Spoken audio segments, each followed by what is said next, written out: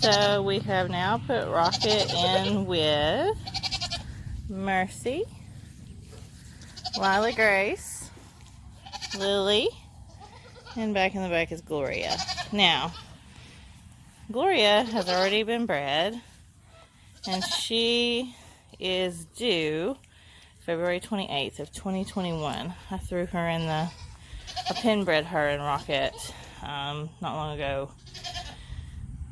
And in the same day, Liberty, I think I told you guys this, Liberty came into heat and was bred as well. So, also, I pen bred Mercy with him this past week, just because I knew I might as well go ahead because I was putting them in the pen today. And so I did that, and so she is supposedly bred, but we'll see if she settles. As you can see, she does not want anything to do with him. That's how they act when they are not in standing heat. And he has a bloody head because within an hour of me putting Cash back into the buck pen, him and Rocket hit heads so hard that he broke off one of Cash's skurs. And a skur is not their true horn. Hey, Rocket. A skur is not their true horn. It is just like a, I don't know, it's like a loose tooth, or like a temporary, like a baby tooth. I don't know, that's the best way I can describe it. It's hollow on the inside. They break it off, and there's some, and it does bleed, but as you can see, that's why. So anyway, so that's what's going on today. So Cash is not extremely happy about being back in the buck pen. I'm just gonna try to show you guys you can see his right one. Yeah, that got knocked off by Rocket. So what we normally do, I'll take him and put blue coat on it, and that's about all it needs. Blue coat is really cool. I like the spray. It comes in a can. You can get it anywhere at any farm store. And it's blue, and the coat is Kote. And the beauty of it has violet in it, and it discolors. Like, it's not going to be red anymore. It'll just be like a purplish blue, and it stains it. So that, like, it's also for chickens, because chickens like to peck whenever they get injured, and they like to peck a wound, and that's not a good thing. So anyways, that's what it is. And like that right there is actually, I want him to knock his skurs off every year. Because if they don't, they grow and they look like horns, but again, they're not horns. You'll see in some of our pictures, like on the website, well, not anymore I guess, but we had Buckingham and he had skurs, and of course during rut season they knock them off. So that's, like I said, a good thing. But yeah, he's not super happy about being back in the buck pen. He's not alone, but he's gonna miss his does. He's a pretty boy. We are all ready in this stall for our very own Vista Oaks recall. I have cleaned the entire stall out, which was a humongous job. And what we do, I thought it would kind of be beneficial. We clean everything out, remove, the nasty layers, and then we replace everything with the pine shavings. It's not, it's the bigger pine shavings. And they tend to soak up moisture really well. I really like that. And then we put a nice thick layer of straw over it. So just to give you an idea, I've cleaned this stall. This will be recall stall for a little bit while he's in, this will allow him time to chill out, get familiar with his new surroundings and the smells and sights and noises. and then we'll move him to the buck pen. We do this just so it doesn't stress them out. So this one is done. This one is completely cleaned out. It doesn't really, I know you see the hay and straw and stuff, but it is. But if you'll see there in the middle, that's a really bad wet spot. And so I'm actually, I don't know why it looks like this on camera. It's very, very dark in person. But anyways, this is where they pee. And so I don't know, every stall that I ever clean out always has a spot just like that. So I really like to let it set for, the day. And before I put them in tonight, of course, put our pine shavings down and the straw, and then they'll have a nice clean bedding. So, I don't know if we can see what's going on in here. We have Gloria and Lily. Rocket, this is Rocket's stall with his does. Rocket is very territorial. There he is up there. You'll see him. I'm surprised he doesn't see me or know that I'm in here. He is very territorial over his does, which is a good thing. He's acting like he's supposed to. And if you'll see, someone's on the fence, which is Elfwin. So I'm going to actually document. She's in heat. If you'll see her wagging her tail. Yep, that's flagging. So anyways, that's Rocket. And he sees me now. But he's too busy with Elfwin. Okay, this is Gloria. Gloria, we think, has settled. We have a few more days just to make sure. Lily has not been bred yet. She has, and she wants out. She is funny. She likes to be with the does she's used to, so she doesn't really like being locked up away from them. And then Mercy and Lila. There's Mercy. And then Lila is in the back there. You can see her there, that pretty girl. So Mercy has been bred, but I don't know if, oh, there's a chicken. Look at that. I don't know if, she's settled. But yeah. Miss Lila. Oh, we love Lila. She's a pretty girl. But anyways, I just wanted to show you guys, what we do and why and what it kind of looks like. It's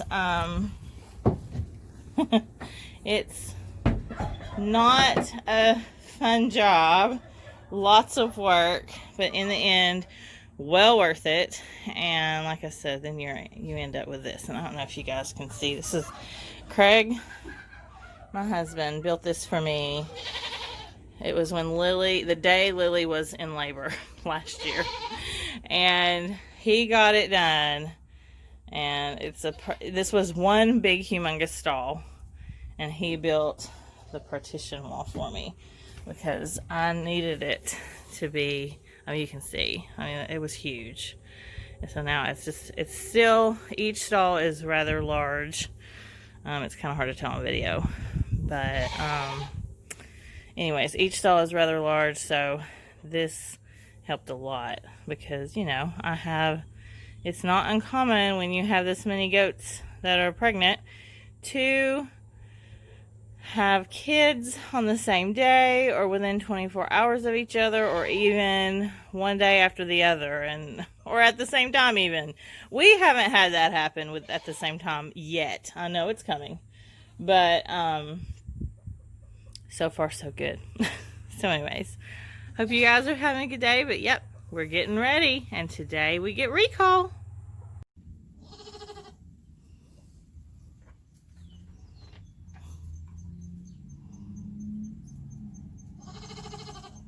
This is recall. We welcomed him to the farm night before last, and he is normally next to 3 of the milkers, which will actually be his does: Mayflower, Elfwin, and Irma. And he can you know, see them through the slats and through the gate there. But they went out for the day. And he's kind of missing them. Yeah. He's got green ears because Miss Lacey tattooed him before she left her farm. We appreciate that. Tattooing means it's his permanent ID. So the right ear is always the herd tattoo, and the left ear is usually it's the letter of the year and then their number in birth from that farm. I can't remember his specific one, but he's got some free choice minerals there he's chomping on. And he's always got fresh water, plenty of hay. And then I've been feeding him twice a day since he got here, but he's not really been eating that much. I mean, it's stress, you know, they're stressed when they move. So that's why we try to limit the amount of stress by just kind of putting them in a quiet place and letting them chill out.